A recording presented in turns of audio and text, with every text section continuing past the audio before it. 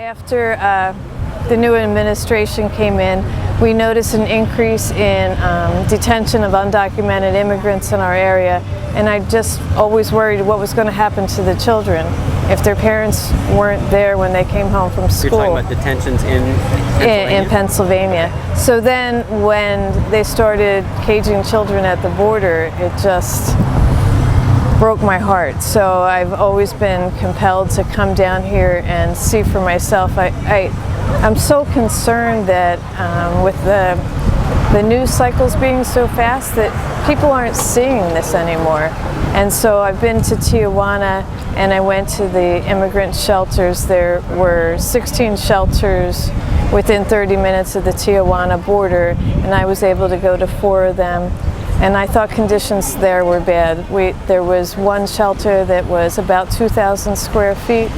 It housed over 100 people. Another shelter, it was one way in on a dirt road and one way out, and it crossed over a creek that had raw sewage running through it.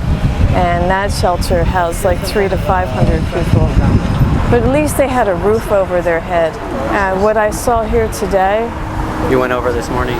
Yeah. Okay. All right, describe that. So, approaching the camp, you just see a fence, and on the other side of the fence there are hundreds of tents with families packed in, children running around bare feet, people running around bare feet. And then as we entered the camp, the smell of sewage from the porta potties was overpowering. And there's very few, I understand, for the number of people. Oh, so there's over 2,000 people there. Yeah. There's over 700 children there. And I talked to many people who have been there for months. One mom in particular, she's been there for 7 months with her 2 children. I can't imagine the conditions that they're fleeing if these are the conditions that they're staying in.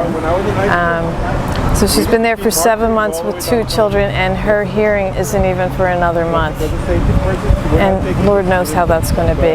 They check everybody's IDs as you're coming midway of the bridge, because once an asylum seeker touches ground on the U.S. side, they have to start the asylum process. Yeah. So by blocking them there, they're not able to cross, and that's why.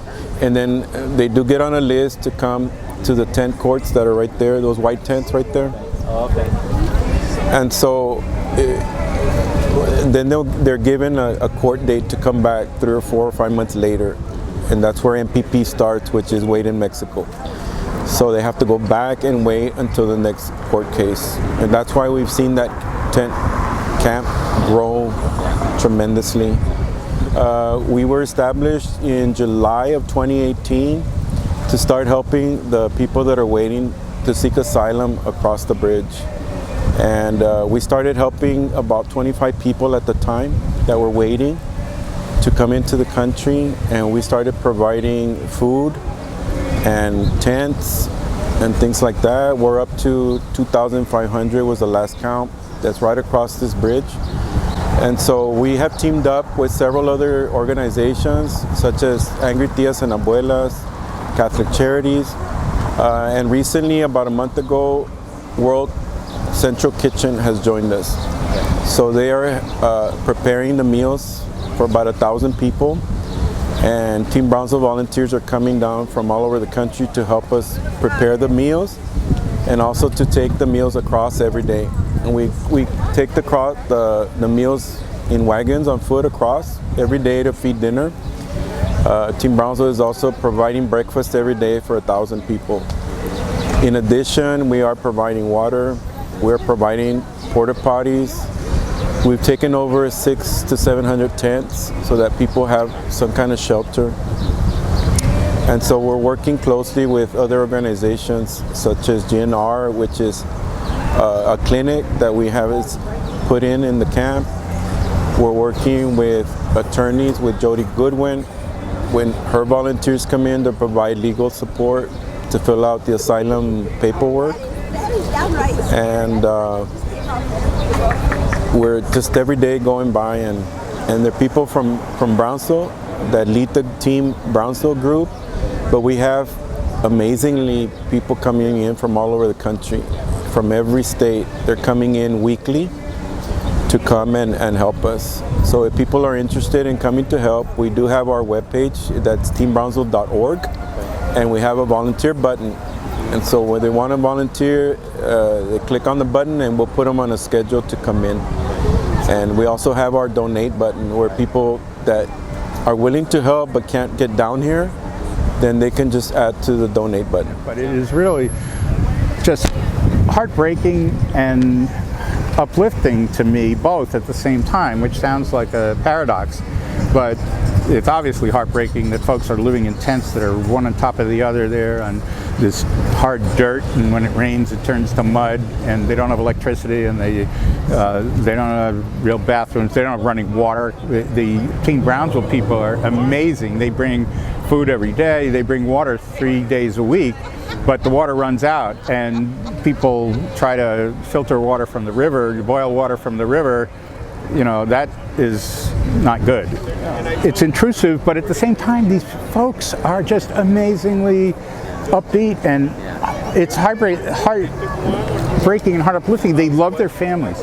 They're all about their families, and they're together, and I don't care where we're living, but we're together. You know, the families that have been separated, I talked to a lot of people over there who've got kids that are up here, or the parents are up here, or whatever, and for them, it's really tragic to not have their families together. I've even heard in some cases, or maybe many, that women are kind of tricked into giving up their children. They're told, oh, you'll be back together here or there once you do this. Yes. And yes, that doesn't happen. I've heard, I've heard that too. And people are kidnapped. People are kidnapped, and the gang leaders ask for X amount of $1,000 to get your kid back or your family back. And if you happen to know your spouse can raise $4,000 from a bunch of friends, because God knows he doesn't have it, raise that money, then the gang thinks, okay, we'll hit you up another time. And so people don't know what to do. I talked to a gentleman yesterday, young father, and he said that they have 4 kids. The 2 oldest were teenagers, maybe 15, 17, something like that. And they put those 2 in the river and pushed them across, helped them swim across, so that ICE would pick them up and put them at least in some kind of security. Because I've talked to other people over there. I talked to this guy in January who was sleeping in the one tent with his wife and 3 kids on the floor, and he woke up to the screams of his kids. They were being raped by some intruder right there in this little tent in the camp. Just, you know, you can see it. You can see the border from the camp. And how do you live with that? So some people have decided to send their kids over and at least let them get here, even if they're going to be in a shelter and not be with their family. As much as I can't bear to let my kids go, at least I know that they're not going to be raped or murdered or whatever. We're giving them the house, the shelter, the food, you know, their sustainability to survive, to wait the 3-4 months that our government is making them wait for a court date. I know the courts are packed, okay? I understand, but it's just so unjust what they're doing to them by throwing them back into Mexico, into the streets. There is a shelter for like 300 people. That's it. We have 2,500 people there. I work on the ground there, and I volunteer on the ground there, and it's just so inhumane what our government is doing. What do people need the most? How can people assist angry Tias and Abuelas? Come and visit these people, our people. They're our brothers and sisters, you know. They're not these people, I'm sorry. They're our brothers and sisters, our grandparents, you know. just come and visit, you know, sit with them, smile. If you don't speak Spanish, that's okay. You know, we'll have something for you to do. Pick up trash, help them, because their brains are mush right now because of the trek that they had to do to get here. You know, you can only imagine. And so we try to pick up the slack for them by giving them anything that they need. You know, we're not out buying them watches and earrings and stuff like that. You know, we buy them we buy them the sustainability provisions, you know. So yeah, but we do have a you can donate money, because I'm the one that goes shopping in Matamoros at Sam's Club.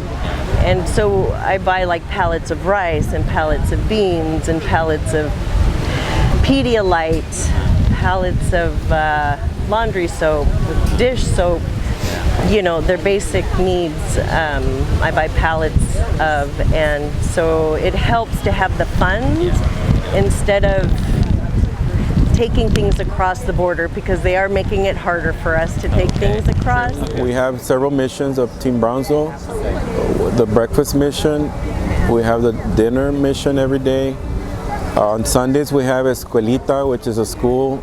We have volunteer teachers coming in, about 20 every Sunday, going across to teach the kids. There's about 500 kids right now with no education of any kind. So we're providing to a little bit of education for the kids. We also have help at our bus station, which is 2 blocks down. And the ones that do get across are left there, usually without any money and without any food. Same thing in San Antonio. So we're helping them there also at the bus station.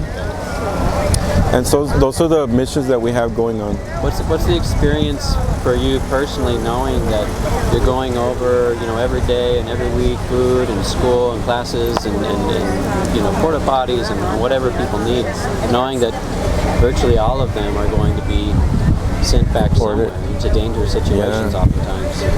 A lot of time, besides the food, you know, to keeping them alive, and I think in a way they see hope that people on this side do care, and it gives them a bit of hope, and that's all we can do. We have a website, Angry Tias and Abuelas, and our donation button is on there. What's the URL? What's the address? angrytiasandabuelas.com. Okay. Yeah, I believe so. Oh my gosh, I should know all that. We're on Twitter, Facebook, Instagram. We'll pass that along. Yes, thank you so much. I appreciate it. But yeah, anything we didn't talk about that you really like, the message that's deepest on your heart? Get out there and vote, man. Go out there and vote and change. We have to change this. We have to, and we can. We can. We can give these folks all the due process in the world, and they're still going to be denied asylum, because the asylum law here is so stingy that we don't let people in unless they not only have a credible fear that they're going to be gravely injured, but also that injury has to be based on their race. They're going to be hurt because of their race, because of their religion, because of their national origin. So if you're running away from the government militia that is just harassing people and killing anybody willy-nilly, that's not eligible. You have a perfectly good trial here on immigration asylum, and you won't pass the asylum test because it's not based on one of these few categories. So that's something people have to know. You know, the Congress people that I talk to, my congresswoman and our 2 senators, they think that all we need to do is get a bunch more immigration judges down here, and they'll make the process more fair and listen to people and blah, blah, blah. But the fact is, if our immigration law, if our asylum law says nobody but, you know, 12 people in the whole country of Honduras can really be eligible for asylum, then we're not going to help these 2,500 folks that are over there in the tent camp. Anything else you want to share of your experience? Please, or your I would love to ask everybody to please don't take their eyes off of this. These children, I mean, we aren't keeping criminals out, we're keeping mommies and children out. And the government is actually utilizing the funds that would go after the people that we would all not like to be here, and instead targeting these poor families. Okay. So All right. please Thank keep you them very in your heart. Thank you very much.